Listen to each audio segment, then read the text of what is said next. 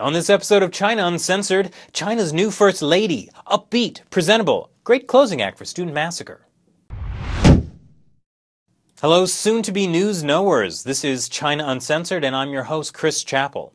Well, the United States has them, France and Britain occasionally produce them, and they're the envy of every less fortunate state around the world, though North Korea has recently astonished everyone by attaining its own.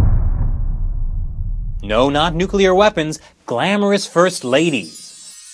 Now, China has recently joined the elite of countries whose first spouse makes her own headlines. New Communist Party head Xi Jinping recently went abroad with his wife Peng Liyuan, and she was the one turning heads. No, not she. That is, she. Miss Peng. Mr. Xi may have had too many years of dumplings and mind-numbing bureaucracy under his belt to look dashing, and it's probably been a few years since he's dashed anywhere. But Peng Liyuan has for years been one of China's biggest celebrity singers and a general in the People's Liberation Army to boot. And her predecessors as first ladies were, well, let's just say she adds something to the role. She's also famous enough that when Xi Jinping was chosen as China's new Communist Party leader, many people just referred to him as Peng Liyuan's husband.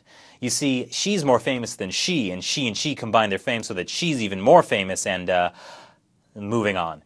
Anyways, it was all going according to plan. Bright, upbeat First Lady was finally making China look a little more friendly and dynamic on the world stage, and instead of searching online for censored things like Tiananmen Massacre, tons of impressionable Chinese youths were looking for things like Peng Liyuan's blouse. Then that got censored too. That's not a joke.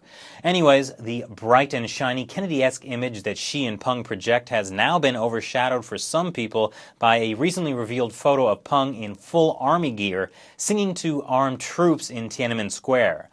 Oh yeah, it was also 1989, shortly after the massacre that never happened. Apparently, Peng was dispatched by the PLA to sing reassuring patriotic songs to the young soldiers who had recently been forced to gun down thousands of protesting students.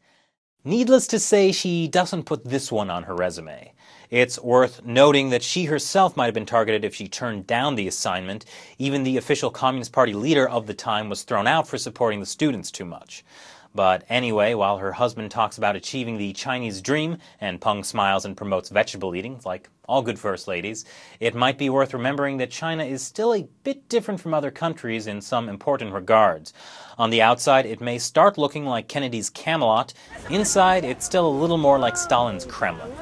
Thanks for watching this episode of China Uncensored. Once again, I'm Chris Chappell. See you next time.